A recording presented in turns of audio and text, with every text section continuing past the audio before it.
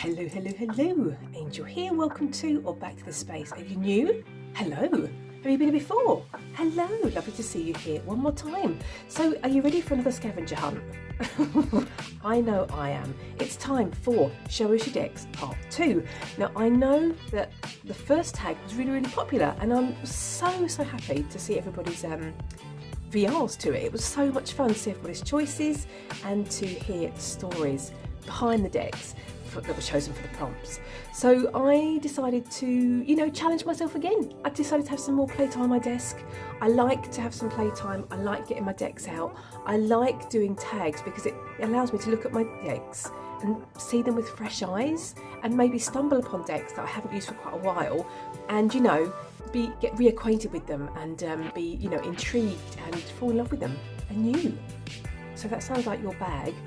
Let's get into the first prompts. We've got 15 prompts. I'm going to stop talking and we're going to get into it. Let's do it. So the first prompt is a deck with a quote on the inside of the box. Oh, holy moly. What deck is that? I'm off to scavenge. I'll be right back.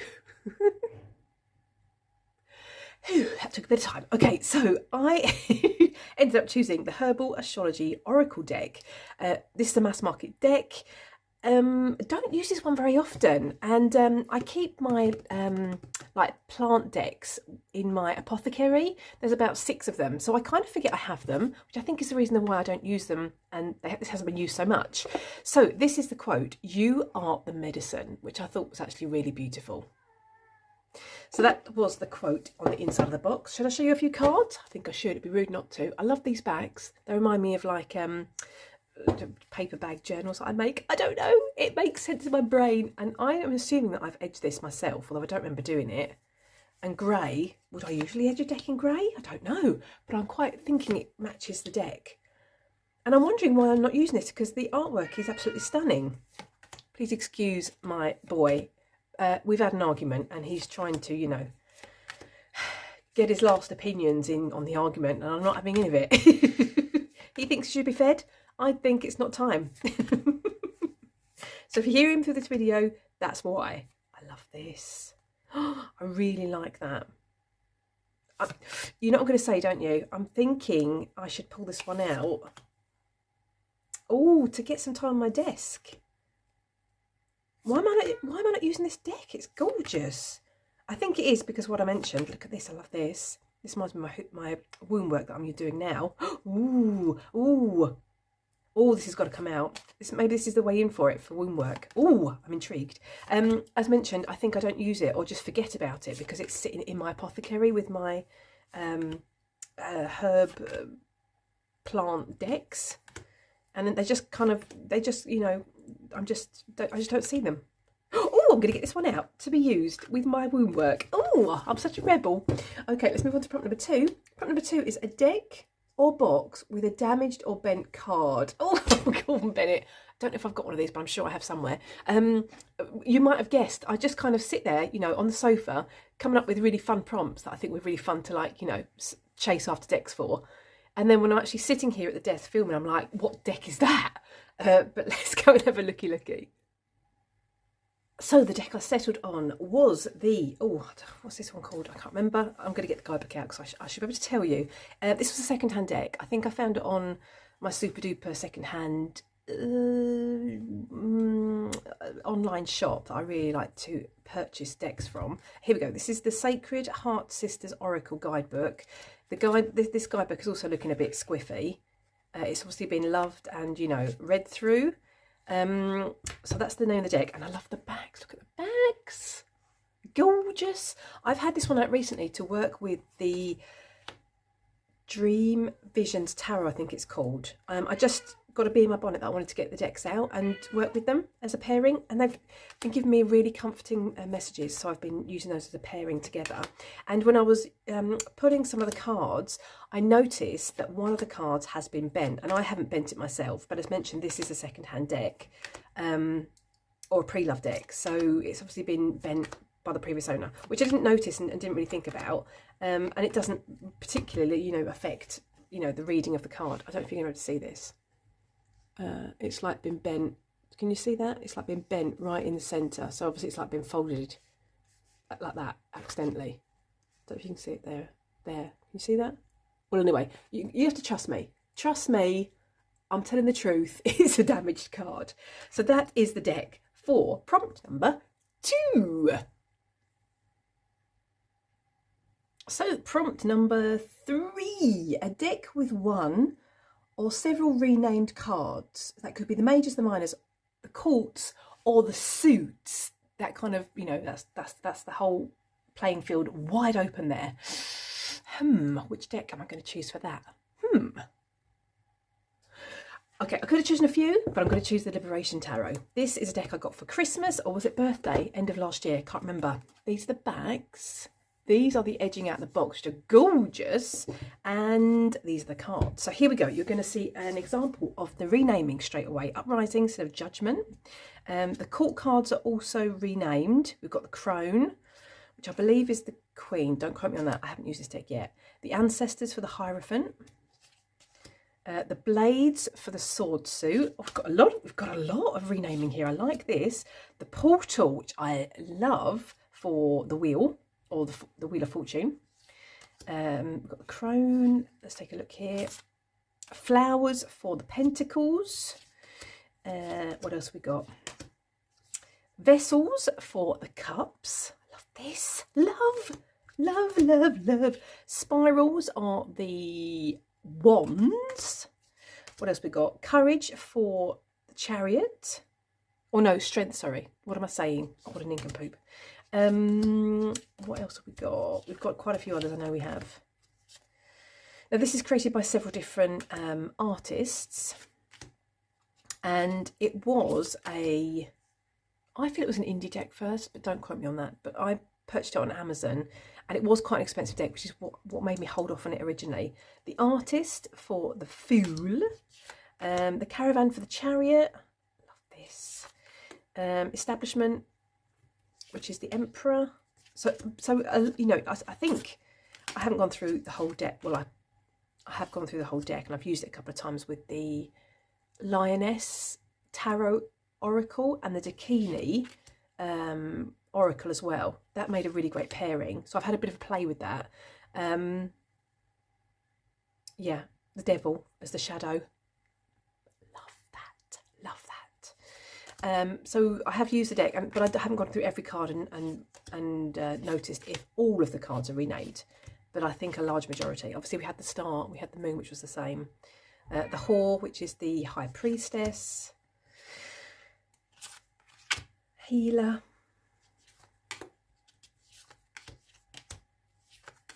What else we got?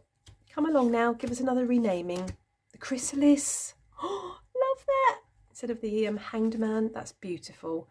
I'm currently working with a card this month from the Wisdom of Strange Creatures, I think the oracle's called.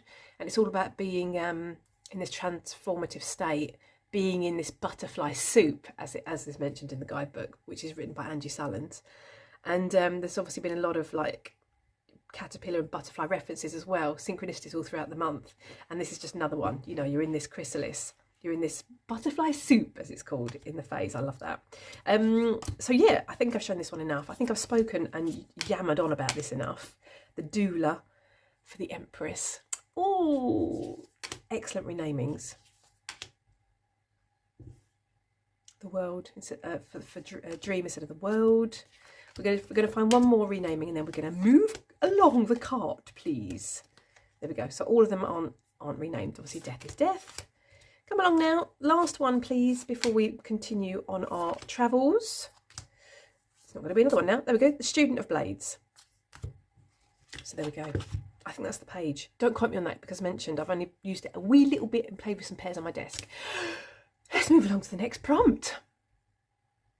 So prompt number 4, a deck with reversible backs. That's going to be easy peasy lemon squeezy. Ooh, let's go and find a deck. Now, I don't read reversible, so I don't tend to pay much attention to if backs are reversible or not, but I do pay attention to if I like the backs or not. I decided to choose the Dungeons and Dragons Tarot.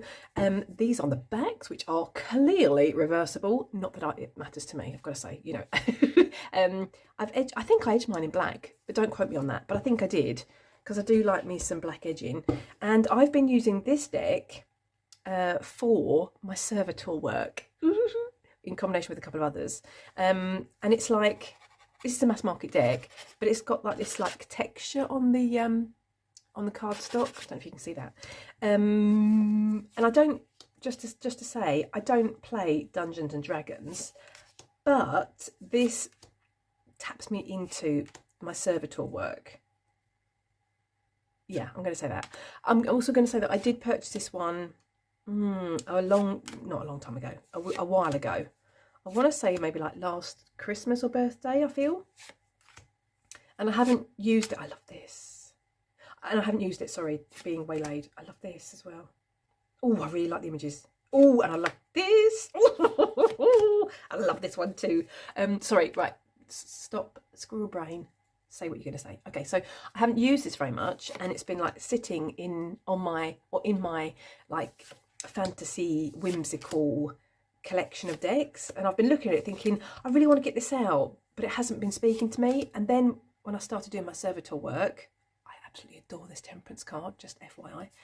I was like, that's it, that's the deck, that's the deck. And I've been so enjoying it. Now I kind of read this really intuitively. I personally wouldn't say, I could be totally wrong, but I personally don't think, this doesn't read to me as a like, what's it called, Rider-Waite-Smith. It's a little bit inspired by it, but I've kind of been using this more as an intuitive tarot / oracle, and it's been working really well. I've been pairing it with Tarot Apocalypsis, and what's the other deck called? 78 Magical Tarot, I think it's called.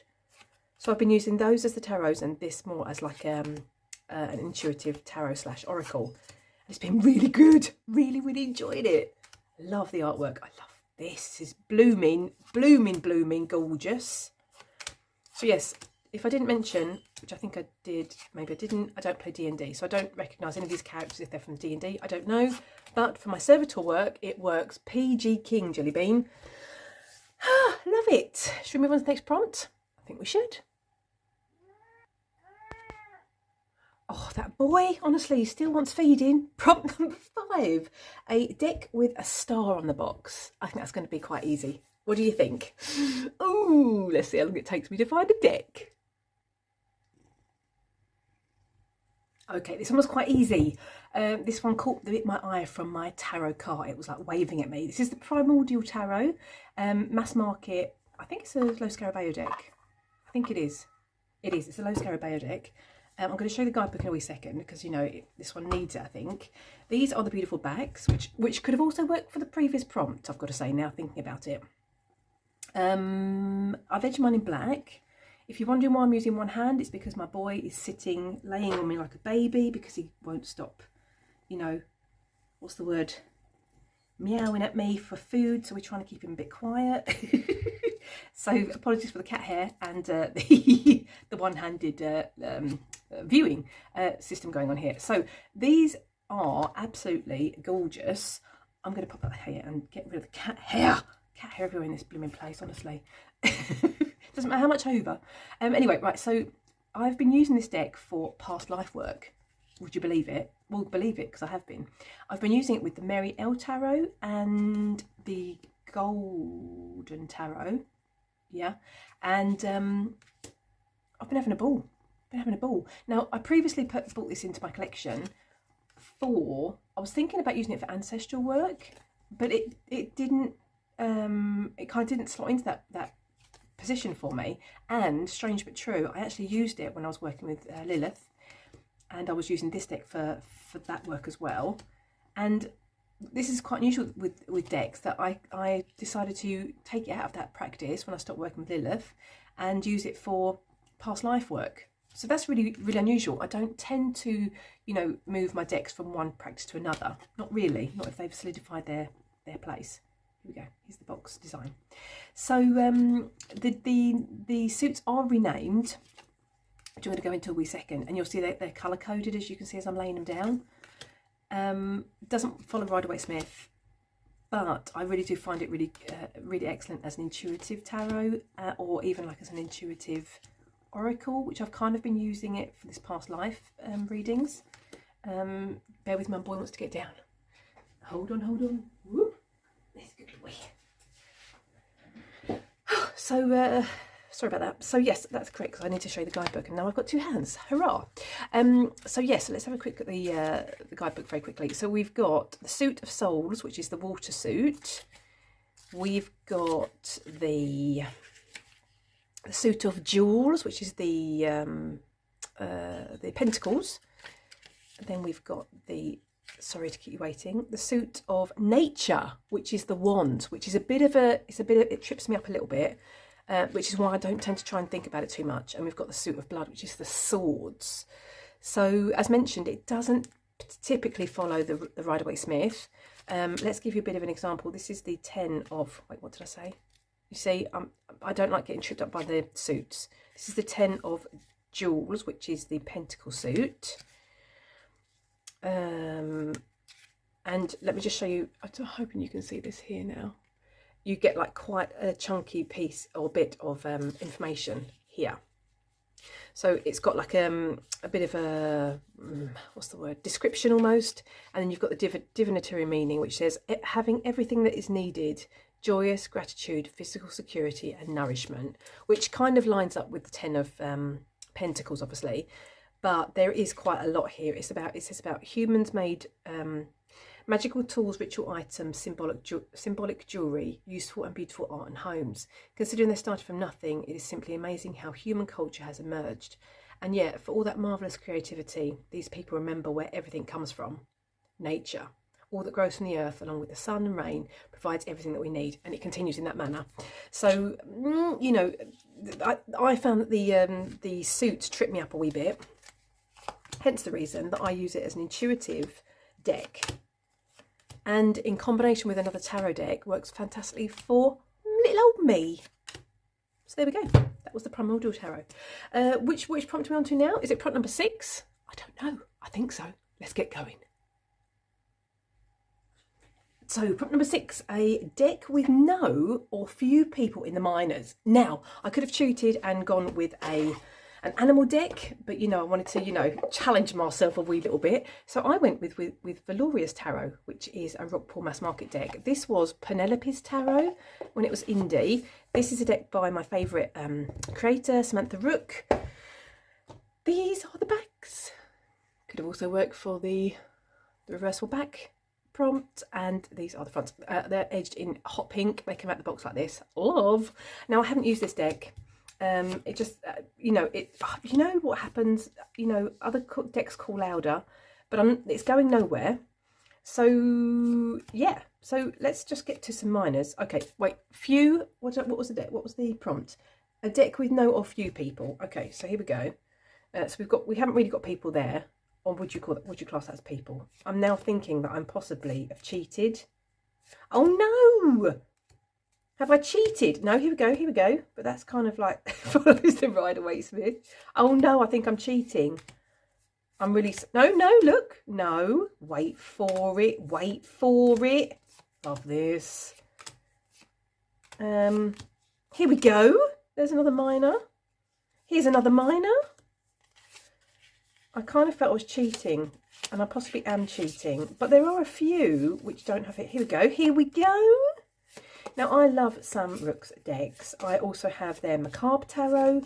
I also have, I've got all of them. Rainbow Moon, the Cosmic CUNT Tarot, Sweet Forager's Tarot. I think I said that. I love that deck.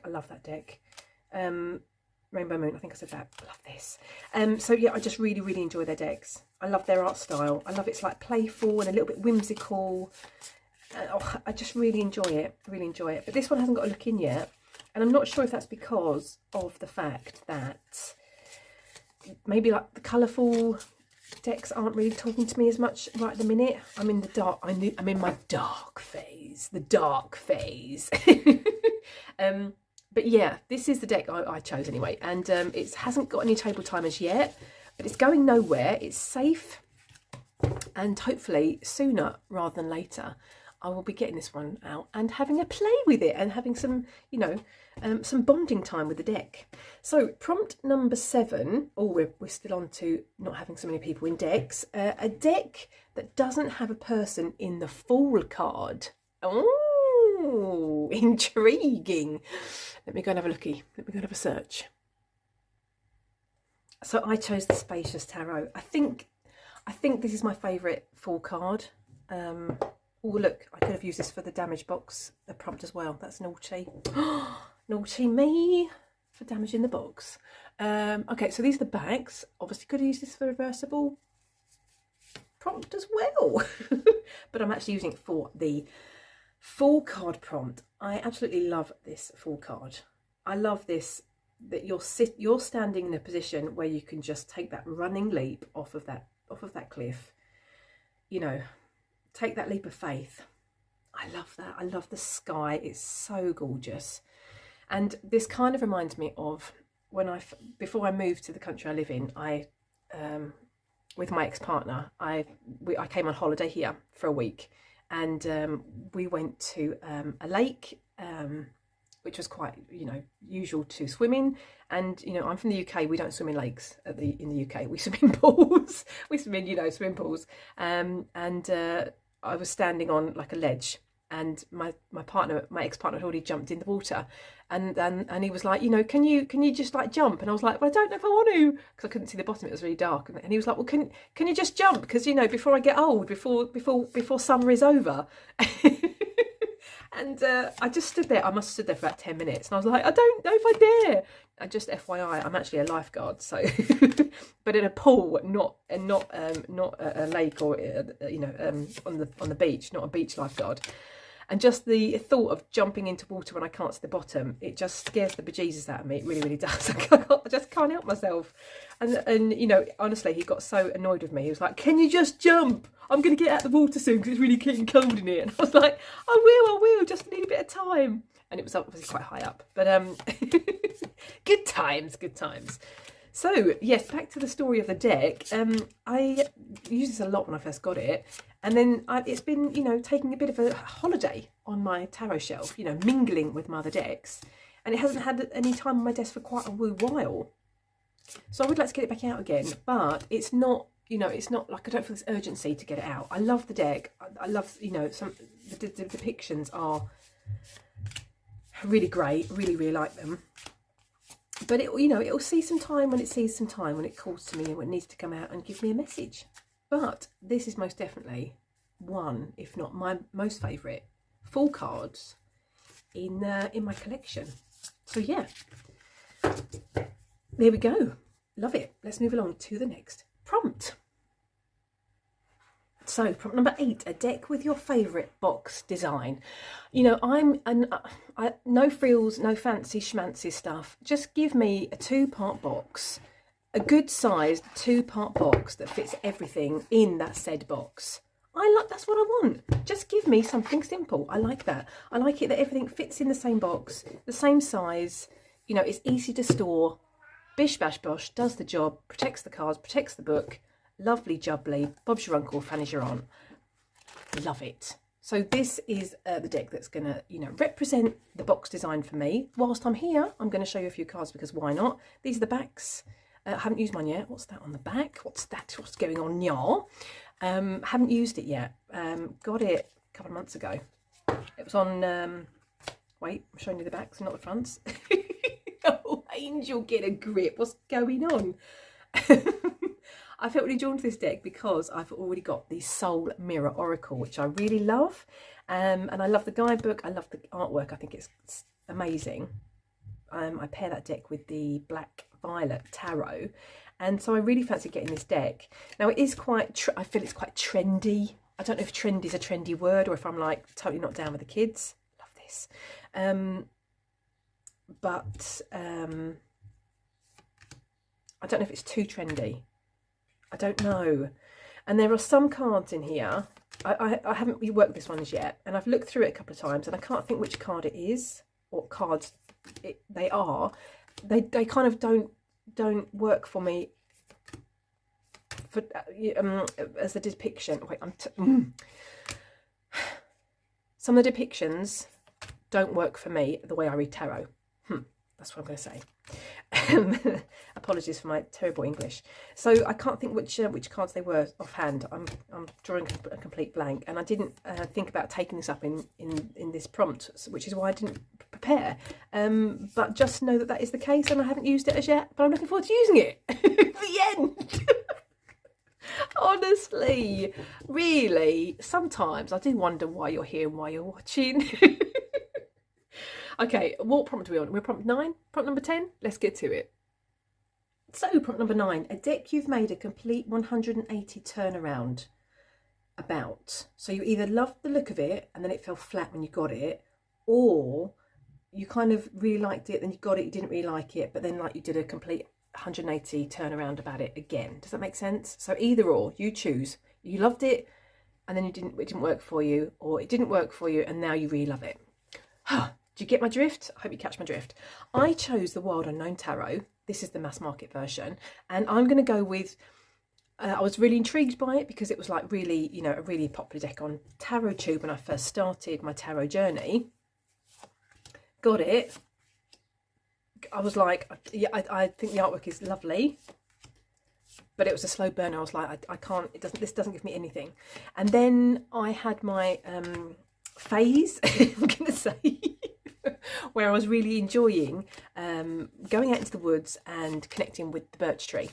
And this deck popped into my mind for that work because of the lines on the artwork and the lines on the birch tree bark. And so I used it for that practice, which worked really well. I was out in the woods and I found like this altar out in the woods, which I absolutely adored. I've got a video which if I remember, I'll post it in the description box about that experience. And so yeah, so I used it for that. And then, I kid you not, beginning of May, I pulled this one forward because I just felt really called to do it, to draw it forward and use it. And I've been having a ball with it. It's been working so well. It's like kind of been leading me into this like past life work, and this like rabbit hole that I've been going down recently. Now I'm going to say that I've been using this deck. I plan to use it with the Connected and Free Oracle, which I got secondhand, an indie deck, but I actually ended up using it with the Tantric Takini Oracle, which I've modded. I'm going to just do some playing with pairs really quickly. I do apologise. Excuse me. I've cut the borders off mine, and I'm thinking I need to cut that border off as well, but I'm too busy for that. I'm too busy using the decks. I've edged mine in red or orange, whatever Trevor. I've edged it, and these two together just like sang. They've been singing. I haven't been using the guidebook for this at all. I've been reading it intuitively and going off of the, what's it called? This key phrase. And I don't know, it's been lighting my fire. It's been lighting my fire, baby. So yeah. We are currently, when I'm filming this, we're currently like almost at the end of May, and I'm wondering, well, I'm feeling a need to continue working with it, to be quite honest, into June. But you know, you might know that, you might know if I'm working with this better than I do, because I've obviously done a June's intentions video. So yeah, that's it. That's what I'm going to say. You know, it was a slow burner for me at the beginning, but Gordon Bennett, it's the spark, the flame was sparked, and now it's a forest fire. It really is. Yeah, have I got anything else to say? I don't think I have. Apart from the fact to say that the other Kim Krantz decks have also been a little bit of a slow burner, and they kind of like, you know, it's a slow burner, and then woof, it engulfs and off it goes. So that must just be a theme that I feel, you know, that with that bonding process with Kim Krantz's decks. But once it engulfs and takes off, it's like, oh, full speed ahead. Love, love, love, love, love.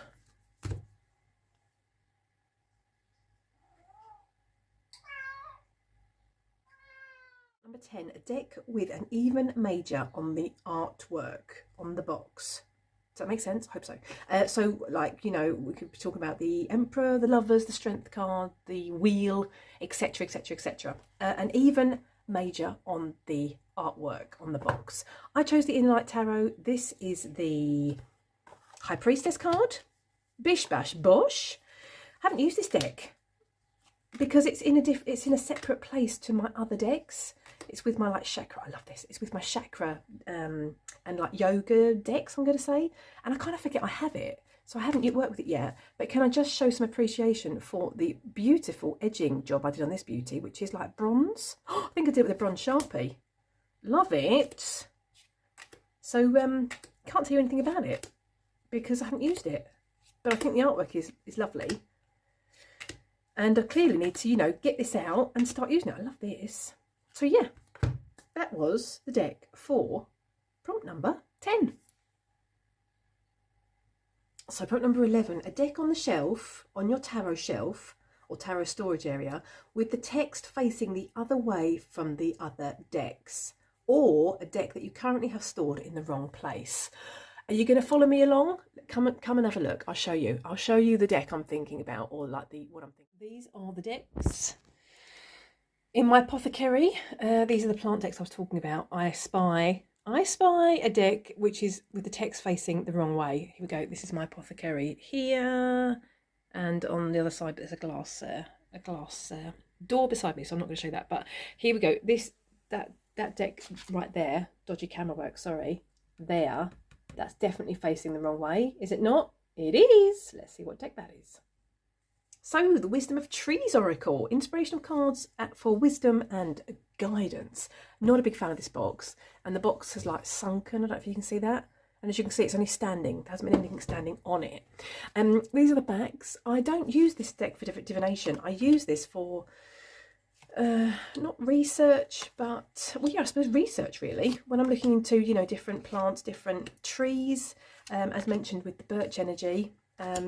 When I kind of get, you know, I feel drawn to a specific tree or a specific herb, this is what I tend to use my plant decks for. Hence the reason they're in my apothecary and not with my decks for divination. Does that make sense? Hope so. Yeah, so I tend to just, you know, really use this one for the guidebook and for using the cards as like altar cards if I'm really focusing on a specific tree as mentioned. I think the artwork is gorgeous. So yeah, can I say anything else about this deck? Not really. I really enjoy the guidebook, but as mentioned, it's merely for the reasons mentioned rather than for divination. So there we go. Let's move along to prompt number 12. So prompt number 12, a lonely deck, a deck that you don't store with any other deck. So that could be maybe in your car, at your desk at work, by your bed, on a shelf in a different area for some reason, in the kitchen because you're what's the word? I can't think of the word. Put the name on the screen, but you get the idea. So yeah, a lonely deck. So this is where my deck is kept. It's kept by itself up here, which is a bit bizarre really, but it's because it's been kept in a box. So it's on the top shelf, and here are this is my case of divination tools, which I've made and created myself. These are chicken bones. These are my cat whiskers, because, you know, obviously you have to have a box with your cat whiskers in.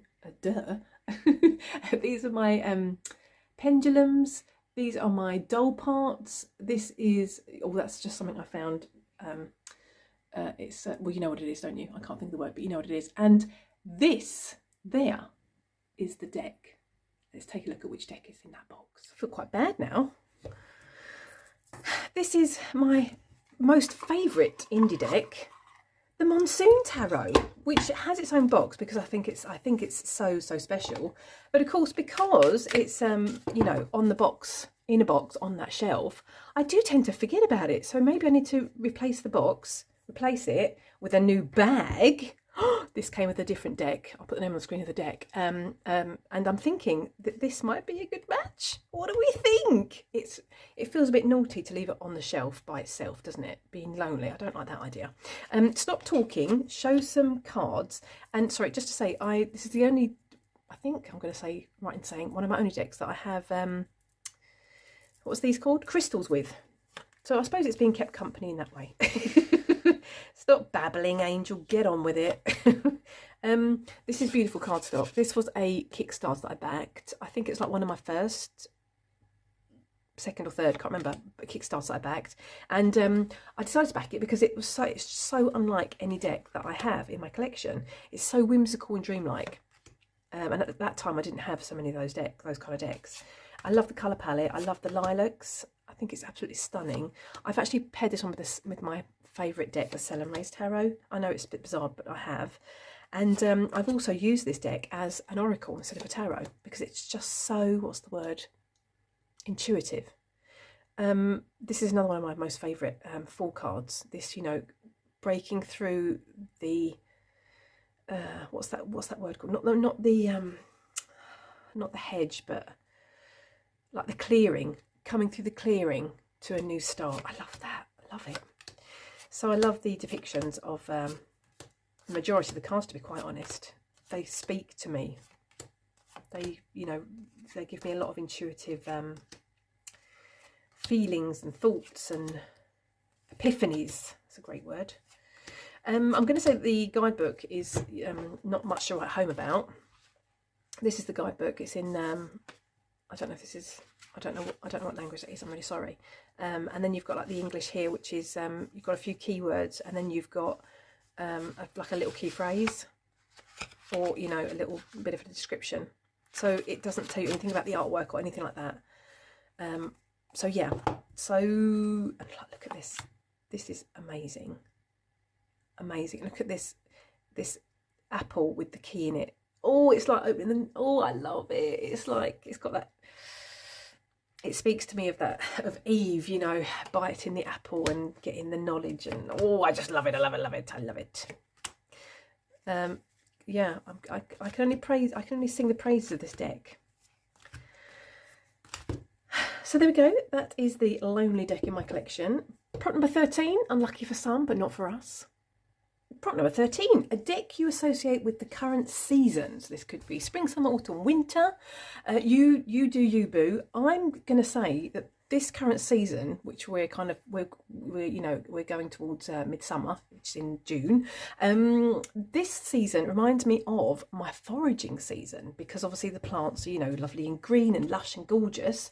So this is the time that I, you know, make the most of it and get out there and fill my apothecary. And so this is the deck that made me think of the current season we're in, which is the Dirt Gems Plant Oracle Guidebook. These are the edges. This is the mass market deck. It comes in a 2-box situation. I love these bags. I think they are stunning, and I really enjoy the deck. Now, I saw this when it was indie, didn't want to pull the trigger on it because it was quite expensive, and then when it came at mass market, I was so happy. Sorry, glad. Wait, is that a word? Is that an English word? Glad? I think so. I was happy, right? I was happy. Oh my lordy lord.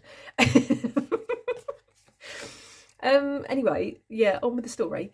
And I've seen this deck recently around about on the tube, and I think I've seen people recently writing keywords on the deck, and I think that might have been Kerry from Kerry Coffee and Cards. I think I've said that correctly. I will link their channel in the description box, and I'm sure that they've written the keywords on the deck, and I'm thinking I would like to do the same. And I feel I saw recently somebody had written keywords on their black backed deck with a black Sharpie, so you could like see it in a different light. That might have been Coated Tarot. I think I might be blending the two creators.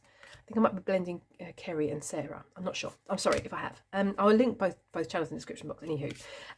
But yes, so this is the deck. After that long-winded explanation, this is the deck that reminds me of the season, because this is my foraging season, when I make the most and get out there and fill my apothecary. You know, or, you know, get ready to fill my apothecary with the dried herbs and plants that I forage. Love this. We've got 2 more prompts left. Are you ready? Should we do it? Let's. So, prompt number 14, a deck in which your favourite animal makes an appearance. Oh, that's a really tough one, because I don't know what my favourite animal is. I love all animals. I want to save them all. What animal should I go for? Should I go with my animal ally, or should I go with Oh, I don't know. I don't know. Oh, it's going to have to be, I think, a dog or a cat or a bison. I don't know. I don't know which deck's going to appear on the desk. Let's find out. Oh, dearie me, that was a tough one. Okay, I settled upon the Naked Heart Tarot. This is by Gillian Wilde. These are the backs, which are beautiful. I haven't edged mine. I went with this one because I went with my animal ally energy. The animal ally energy, which is the bison. So we've got the Innocence of Pentacles, which is the page. Then we've got the Movement of Pentacles, which is the Knight. The Heart of Pentacles, which I believe is the Queen. And the Spirit of Pentacles, which I believe is the King. Then we've also got the Wolf, which is also, I love wolves too. And I love cats. And look at this. This is just so beautiful. I love all the animals. I really, really do. I even really like snakes. I mean, you know, seeing one in reality, you know, it makes my heart beat like a jackrabbit. But, you know, I wouldn't hurt any animal. You know, I do save all the wasps, all the flies. I catch them in, you know, a glass with a piece of paper and pop them outside because I don't like to, you know, hurt anything really. If I can, what's the word? I do my utmost to save anything in a glass and pop it outside again. So yes, and at work, unfortunately, the other day I found, what's it called? A wasp in one of the showers, which had clearly been, I don't know, hurt in some way. And I was like, I don't want to have to kill you, but I don't want you to suffer either. So I had to step on it and I felt so bad. Oh, but you know, I didn't want it to suffer.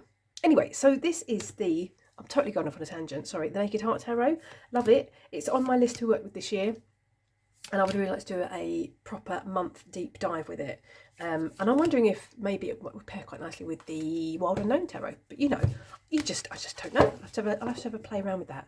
But I love the cardstock, love the images, just love it, love it, love it, love it. I think it's a really great deck. Unfortunately, it's been on my shelf for the longest time now, and it needs to come back out again. Prompt number 15. And finally, prompt number 15. I don't know where my brain was when I chose this prompt, but I thought I'd give myself, you know, I'd give myself a run for my money. A deck with a rainbow somewhere on the box or in the cards. I've got no idea what deck that is. Bear with me. I'm going to dash off to my tarot shelves and really have a good old scavenger hunt. Ooh, that went faster than I thought it would. Oh, holy moly. There we go. So the Animal Apothecary by Cara Elizabeth. This is a mass market deck. Actually, I found this much quicker. I opened my what's the word? The doors of my storage area. And there it was looking at me and I was like, I'm sure that there is a rainbow or two in this deck. And I was correct. So there we go. This is my rainbow deck. Oh, holy moly. I was slightly nervous when I read out the prompt. I was thinking, holy moly, which deck is that? But, I mean, this is a rainbow. This is kind of a rainbow. This is almost a rainbow. This reminds me of a rainbow. This totally reminds me of a rainbow. Look, there's my favourite animal. One of my favourite animals. Here's a bit of a rainbow.